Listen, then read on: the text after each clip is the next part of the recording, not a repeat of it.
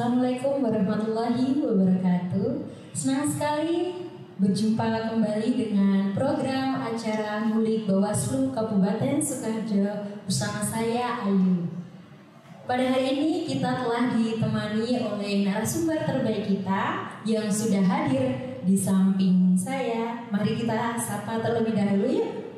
Selamat pagi Bapak Rahmat, Bapak Eko. Selamat pagi Mbak Ayu. Baik. Sehat-sehat semua Bapak? Alhamdulillah masih sehat dan waras. Alhamdulillah. Baik, saya perkenalkan terlebih dahulu. Di samping saya ialah Bapak Rahmat Basuki SEMH. Beliau selaku Ketua Bawaslu Kabupaten Sukoharjo. Baik, berikutnya di sampingnya ialah Bapak Eko Budianto SHMH. Beliau selaku Koordinator Divisi Hukum dan Penyelesaian Sengketa Bawaslu Kabupaten Sukoharjo. Baik, pemilihan serentak tahun 2024 bertujuan untuk memilih gubernur dan wakil gubernur, bupati dan wakil bupati, serta wali kota dan wakil wali kota yang diadakan secara serentak pada tanggal 27 November tahun 2024. Nah, Kabupaten Sukoharjo merupakan salah satu daerah yang akan menyelenggarakan pemilihan bupati dan wakil bupati tahun 2024. Bapak Rahmat, pemilihan di Kabupaten Sukoharjo sekarang ini sampai tahapan apa sih? Kemudian apa saja perkembangannya sekarang? Terima kasih Mbak Ayu. Ini pertanyaan yang bagus sekali ya kalau kita dalam program Ngulik. Jadi kalau kita melihat teman dengan apa yang disampaikan oleh Mbak Ayu tadi, memang Sukoharjo adalah salah satu dari 500 sekian kabupaten kota yang ada di Indonesia yang akan melaksanakan pemilihan serentak tahun 2024. Dan ini juga merupakan salah satu gawe nasional yang baru pada tahun 2024 ini ada pemilihan yang berlangsung secara serentak. Ini kan luar biasa sekali. Dan seperti disampaikan tadi bahwa pemilihan serentak ini nanti akan dilaksanakan pada tanggal 27 November tahun 2024 itu. Kemudian kalau kita kembalikan ke Kabupaten Sukoharjo, di mana Kabupaten Sukoharjo akan melaksanakan pemilihan bupati dan wakil bupati. Dan tahapan-tahapan kan sudah dimulai dari, kalau tidak salah itu Juni tahun 2022 Mbak Yu ya. Jadi sudah sekitar 1 tahun lebih proses pelaksanaan tahapan dari pemilihan bupati dan wakil bupati ini sudah dilaksanakan dari mulai perencanaan, kemudian dari mulai juga pemutakhiran data pemilih dan sebagainya itu. Dan untuk saat ini di bulan September sampai nanti di pertengahan November itu sudah memasuki masa tahapan kampanye. Kampanye yang dimulai dari tanggal 25 September sampai dengan tanggal 23 November tahun 2024. Nah, ini kan artinya memang sesuatu yang harus kita pahami bersama dan harus kita ketahui bersama bahwa di Kabupaten Sukoharjo ini ada satu paslon saja, gitu kan. Dan ini merupakan pengalaman pertama kita. Di Kabupaten Sukoharjo ada satu paslon tunggal yang nanti akan melawan kolom kosong kalau dalam istilah di PKPU pemilihan itu. Kemudian sampai sekarang ini kita akan sudah memasuki sekitar 1 bulan lebih ya. 1 bulan lebih terkait dengan kampanye itu, di mana kampanye itu kan ada rapat terbatas, kemudian juga tatap muka, dan juga ada rapat umum. Dan ini juga ditambah lagi satu kampanye di media sosial. Tentu ini mempunyai jangka waktu tersendiri. Dan salah satu yang nanti akan kita lihat adalah di kampanye di media sosial, di mana dia 21 hari sebelum masa tenang itu baru boleh melakukan kampanye di media sosial. Begitu Mbak Yu ya. Baik. Tadi disebutkan bahwa akan ada kampanye di medsos. Sebelum itu Bapak, boleh saya ulik lagi hal-hal atau kerja-kerja apa yang sudah dilakukan oleh Bawaslu Kabupaten Sukoharjo selama hampir ini mendekati akhir masa tahapan kampanye ini? Terima kasih Mbak Ayu. Kalau kita kembali ke lembaga Bawaslu, sebenarnya kalau melihat dari tugas pokok dan fungsi serta wewenang Bawaslu di semua jajaran dan di semua tingkatan itu kalau kita kelompokkan itu menjadi dua hal besar ya. Yang pertama adalah fungsi pencegahan.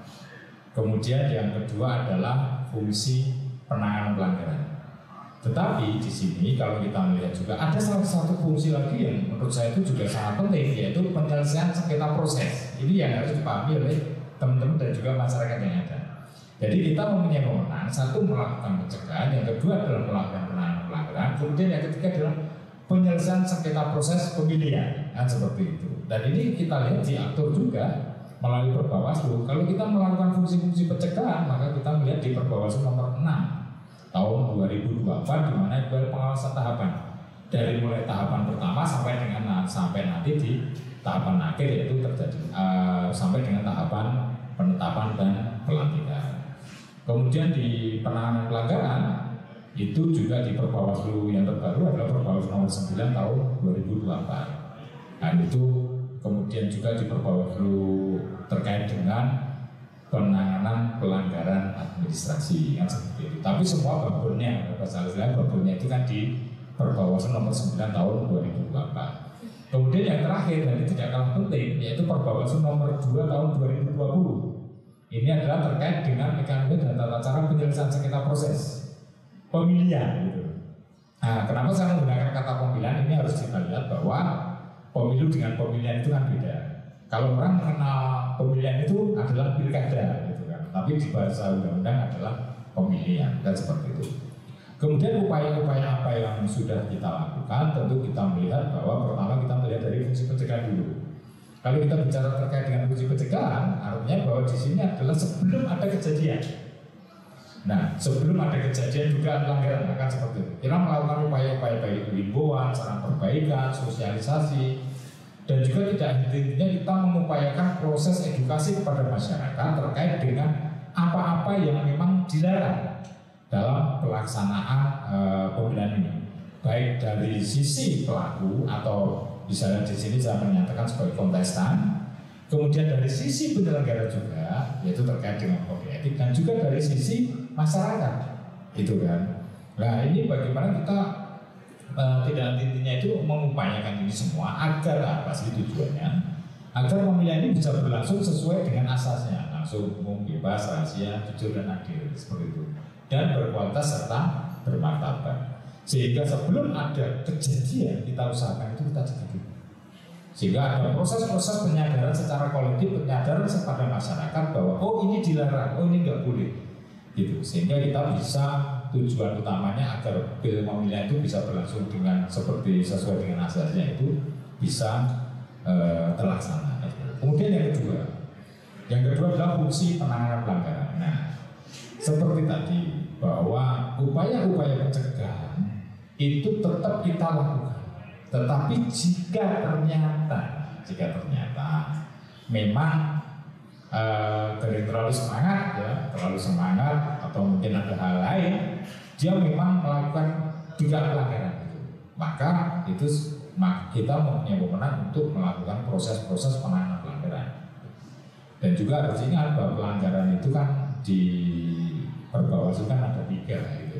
Yang pertama adalah penanganan pelanggaran pidana, dugaan pelanggaran pidana pemilihan, kemudian ada dugaan pelanggaran administrasi pemilihan, kemudian adalah dugaan pelanggaran kode etik. Nah, dugaan pelanggaran ini kalau kita bicara penanganan pelanggaran yaitu hal-hal yang diatur pidana, hal-hal yang diatur di bab pidana yang di Undang-Undang Nomor 10 Tahun 2016 terkait dengan pemilihan. Kemudian kalau administrasi itu adalah tata cara, mekanisme, kemudian juga prosedur gitu yang dilanggar. Nah ini kalau kita bicara administrasi maka kita bicara pada penyelenggara tetangga kita, yaitu KPU seperti itu. Kemudian kalau kode etik yang boleh diproses kalau untuk Perbawaslu ini maka kita melihatnya itu adalah terkait dengan penyelenggaraan ad hoc yang bisa kita proses di tingkat kabupaten. Untuk kabupaten ke atas maka melalui DKPP seperti itu. Dan dari semua itu ada satu lagi yang menurut saya juga sangat penting, karena ini juga terkait dengan salah satu wewenang adalah penyelesaian sengketa. Ya, seperti itu. Nah, kalau penyelesaian sengketa nanti pada Mas Ordit yang lebih paham dan mungkin lebih detail ya. Kalau saya tahunya cuma ya apa ya namanya ya awal-awal aja lah gitu seperti. Tapi nanti bisa ditanyakan terkait dengan mekanisme penyelesaian sengketa sama ya begitu Pak. Baik. Membahas tentang pelanggaran Bapak, apakah sudah ada pelanggaran-pelanggaran yang ada di Kabupaten Sukoharjo? Lalu bagaimana penanganannya Bapak? J. Kalau kita bicara pelanggaran, tadi sudah saya sampaikan bahwa pelanggaran-pelanggaran itu pasti ada dan sudah ada seperti itu. Nah, hanya bahwa dalam kita memproses mekanisme penanganan pelanggaran itu kan kita harus melihat ada dua sumber. Yang pertama adalah temuan, yang kedua adalah laporan. Nah, kalau temuan ini jelas bahwa dugaan pelanggaran yang ditemukan oleh internal pengawas di semua tingkatan, baik dari kita bicara dari RI sampai dengan nanti di tingkat PTPS itu dinyatakan sebagai temuan. Kemudian yang dimaksud dengan laporan adalah laporan oleh masyarakat. Nah, oleh masyarakat yang dilaporkan kepada Bawaslu maupun pengawas ad hoc dari baik Panwascam sama dengan PTPS. Nah, tetapi harus untuk pemilihan ini kita juga sampaikan juga bahwa tidak semua orang itu bisa memberi laporan. Bisa memberi laporan, apalagi ini di pemilihan. Ada satu hal penting yang bahwa yang bisa melaporkan itu adalah paling itu dia harus warga Sukoharjo, bukan warga negara Sukoharjo ya. Nanti dikira kita negara sendiri lah. Gitu kan. Warga Sukoharjo, karena ini terkait dengan pemilihan di Kabupaten Sukoharjo. Ya, dan berumur 17 tahun ke atas seperti itu. Atau dari paslon, maka dia boleh. Kemudian atau ya sampaikan lain bergerak dari peserta pemilihan, dari ini adalah paslon. Atau kemudian juga dari pemantau, itu punya legal standing. Dan juga tadi warga negara Indonesia berumur 17 tahun terkhusus adalah untuk pemilihannya adalah Bawaslu Kabupaten atau warga Sukoharjo. Dan dalam proses penanganan ini saya sampaikan mekanismenya dulu ya Pak Ibu ya. Proses penanganan ini kan tidak serta-merta setiap laporan itu kita proses, kita proses ya. Setiap laporan terutama setiap laporan kita proses, tidak serta-merta seperti itu. Ada syarat-syarat yang memang harus dipenuhi agar laporan itu bisa kita tidak lanjuti. Sebagai contoh adalah bahwa harus memenuhi keterpenuhan syarat formil maupun material. Itu dua syarat utama yang harus terpenuhi agar laporan itu bisa kita tidak lanjuti. Nah, kalau kita bicara terkait dengan pelanggaran-pelanggaran yang ada di Kabupaten Sukoharjo, kemarin sudah ada laporan juga.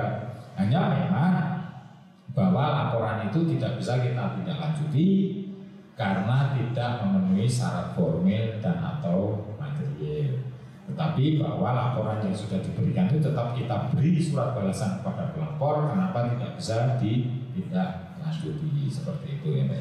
Terima kasih Pak. Sekarang ke Bapak Eko. Sejauh tahapan pemilihan yang sudah berlangsung, apakah sudah ada permohonan sengketa Bapak di Kabupaten Sukoharjo? Ya, gini, baik. Untuk penyelesaian sengketa, tentunya kan kita pisahkan dulu ya. Untuk penyelesaian sengketa itu ada dua macam ya. Ada penyelesaian sengketa antara peserta dengan penyelenggara, dan ada penyelesaian sengketa antar peserta. Nah, kalau penyelesaian sengketa antara peserta dengan penyelenggara itu, masa peserta adalah di sini adalah paslon ya, atau calon. Kemudian dengan penyelenggara siapa? KPU. Jadi KPU ini akan menjadi termohon. Nah, kemudian untuk PSAP ya, tadi kan kalau penyelesaian sengketa antara peserta dengan penyelenggara itu PSPP. Ya, kalau yang kedua penyelesaian sengketa antar peserta itu adalah ya antar peserta calon dengan calon. Khususnya kalau di Sukoharjo, Mbak Ayu, itu sudah ada permohonan penyelesaian sengketa. Ya waktu masih ini tahap pencalonan. Ya, tahap pencalonan itu ada bakal pasangan calon ya, baru daftar gitu ya, kemudian saat di KPU ya, saat di KPU itu tentunya ada istilahnya ada rapat pleno terbuka. Tentunya ada pasangan calon yang merasa dirugikan. Ya, dirugikannya apa? Ya karena dia tidak dinyatakan TMS atau tidak memenuhi syarat. Ya, pasangan calon itu ada, di Sukoharjo itu ada. Dan pada saat itu karena dia merasa dirugikan, maka dia mengajukan permohonan, bukan laporan beda ya. Jadi permohonan kepada Bawaslu karena dia dinyatakan TMS tidak memenuhi syarat. Yang memang untuk syaratnya ada. Jadi syarat bagaimana bisa mengajukan permohonan ke Bawaslu adalah 3 hari ya sejak dibacakannya penetapan. Ya penetapan di KPU 3 hari. Seumpama ini tanggal 1 gitu ya. Tanggal 1 berarti tanggal 1-nya seumpama hari Jumat. Itu hari kerja, hari kerja ya. Jadi seumpama hari Jumat itu dibacakan, itu kan Sabtu Minggu libur ya, Senin, Selasa, Rabu ini baru bisa maksimal Rabu itu datang ke Bawaslu untuk mengajukan permohonan sengketa. Dan itu ada, ya ada. Sukoharjo ada 1, ada calon, tapi pada tahapan calon perseorangan. Ya, dan itu sudah kita proses. Dan tentunya Pak Ayu dan sahabat Bawaslu se-Indonesia perlu tahu bahwa Bawaslu itu mempunyai wewenang, ya, wewenang untuk melakukan kuasi peradilan. Setengah peradilan memang yang akan menjadi hakim. Kalau di dalam pemilihan di Bawaslu namanya majelis. Ya. Majelis apa? Majelis musyawarah. Ya. Jadi ada 2. Kalau di dalam pemilu itu ada mediasi, itu musyawarah tertutup. Ya. Kalau di pemilihan itu musyawarah tertutup. Kalau adjudikasi di dalam pemilihan itu adalah musyawarah terbuka. Jadi memang ada hanya beda istilah saja. Ya kalau di pemilihan itu kan musyawarah, kalau di dalam pemilu itu adalah mediasi dan adjudikasi. Dan Sukoharjo sudah ada. Kemarin kita sudah mengadakan musyawarah tertutup selama 2 hari, ya 2 hari karena tidak terdapat kesepakatan maka dilanjutkan musyawarah terbuka. Sudah ada 1 yang mengajukan permohonan dan sudah diputuskan itu ditolak secara keseluruhan. Ya, karena apa ya? Tentunya kita Bawaslu Kabupaten Sukoharjo punya pertimbangan berdasarkan alat bukti yang diajukan seperti itu. Nah, itu untuk penyelesaian sengketa antara peserta dengan penyelenggara. Untuk PSAP ya itu biasanya itu terjadi pada saat tahapan kampanye baik. Jadi sekarang itu ya objeknya apa? Objeknya ya ada pasangan calon atau tim pasangan calon itu yang merasa dirugikan. Ya, ada yang merasa dirugikan secara langsung. Contohnya mungkin antara ini pasangan calon satu dengan yang lain itu saling menutupi balihonya seperti itu. Nah kebetulan kalau di Bawaslu Kabupaten Sukoharjo sampai dengan sekarang belum ada pengajuan untuk PSAP. Ya karena memang 1 untuk calon bupati kita hanya 1 ya. Di Sukoharjo hanya 1 calon bupati wakil bupati. Tapi untuk yang gubernur ini ada 2. Ya ada 2. Dan sampai dengan sekarang belum juga ada yang mengajukan PSAP. Seperti itu Pak Ayu ada 1 yang telah mengajukan permohonan sengketa di Bawaslu Kabupaten Sukoharjo dan sudah putus kemarin dan dinyatakan tidak ditolak secara keseluruhan. Itu Mbak Ayu. Terkait pelanggaran supaya tidak terjadi lagi nih pelanggaran yang dilakukan oleh pasangan calon tunggal ini, maka apa aja Pak larangan atau hal-hal apa saja yang diperbolehkan selama masa tahapan kampanye ini? Jadi terima kasih Mbak Ayu ya. Jadi kalau kita melihat memang meskipun bahwa di Kabupaten Sukoharjo ini hanya 1 paslon, tetapi itu tidak menutup kemungkinan adanya juga pelanggaran pidana. Kalau kita bertanya terkait dengan apa yang dibolehkan dan tidak dibolehkan, itu banyak sekali ya Mbak ya. Terutama yang diatur dalam PKPU nomor 13 tahun 2024 terkait dengan kampanye. Dan yang persoalan klasik yang terjadi di pilkada dari tahun ke tahun itu yang pertama jelas katanya politik uang, itu jelas sangat tidak boleh. Politik uang ini mengacu pada pidana. Kemudian yang kedua adalah netralitas kepala desa, itu kan tidak boleh juga. Jadi bagaimana kepala desa, perangkat desa ikut berkampanye, dalam halnya ikut berkampanye secara aktif dan sebagainya, itu jelas tidak boleh.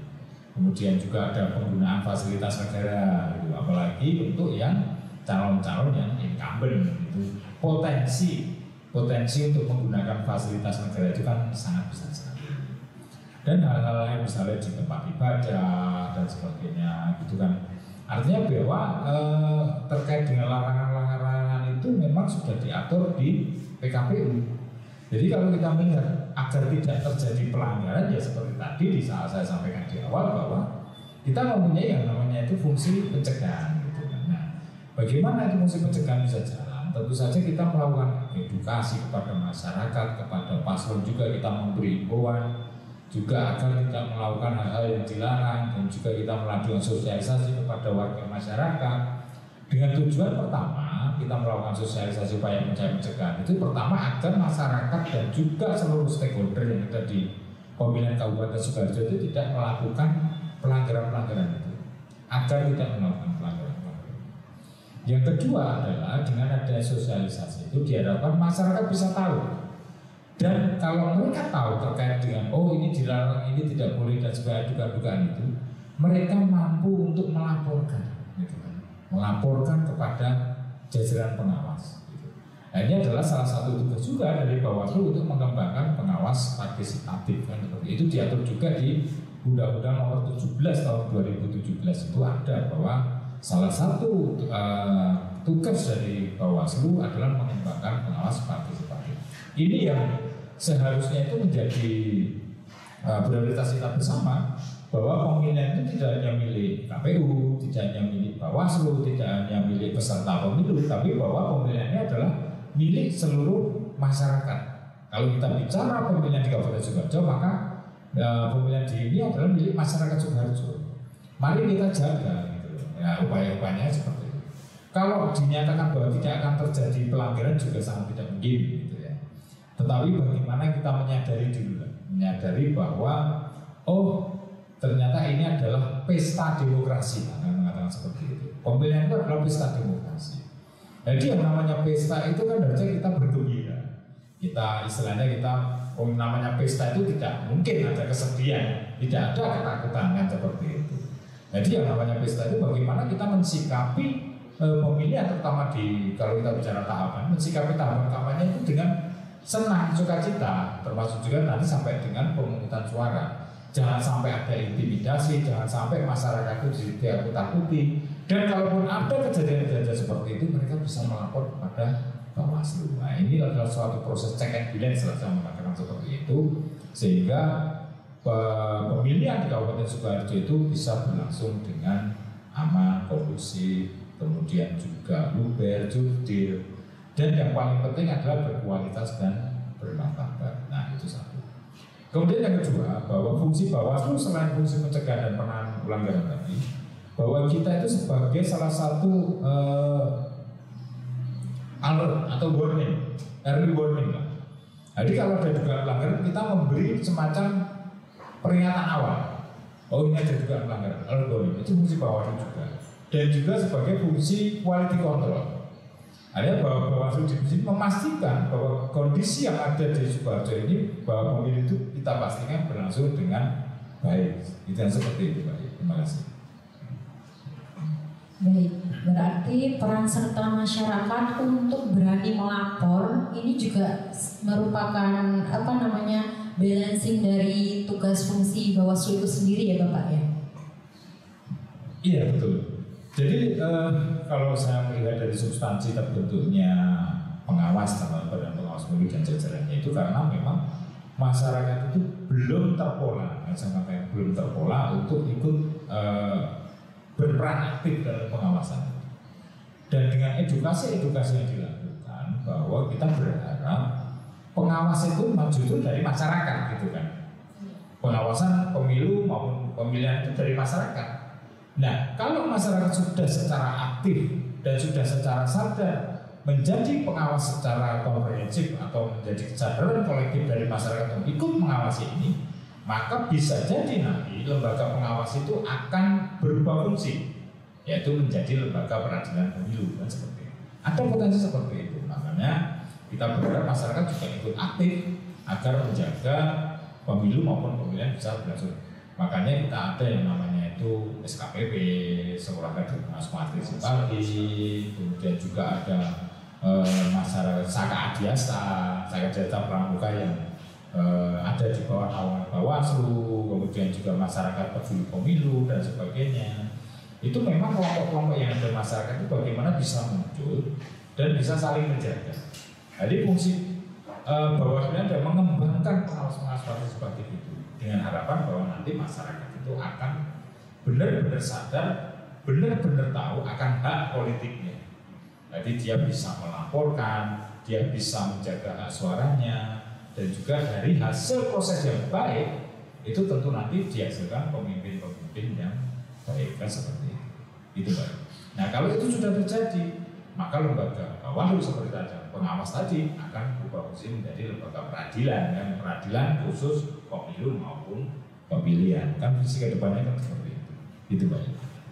Demikian sahabat Bawaslu, program mulik kita kali ini. Semoga dengan informasi dan penjelasan dari kedua narasumber kita akan menambah wawasan kita ke depannya. Bersama rakyat, awasi pemilu. Bersama Bawaslu, tegakkan keadilan pemilu. Wassalamualaikum warahmatullahi wabarakatuh.